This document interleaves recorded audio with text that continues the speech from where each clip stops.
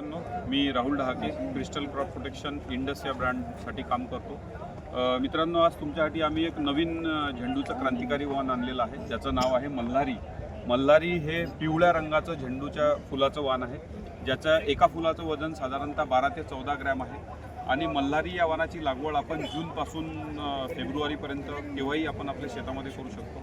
मित्रांनो, या वाणाची जर तुम्ही बघितलं तर याची हाईट साधारणतः 60 ते 70 सेंटीमीटरपर्यंत होते। या फुलाचा जो शेप आहे तो गच्च बॉल शेप आहे आणि याला भरपूर असं उत्पन्न म्हणजे साधारणतः 2-2.5 किलोपर्यंत प्रति झाड असं उत्पन्न या झाडाचं निघते।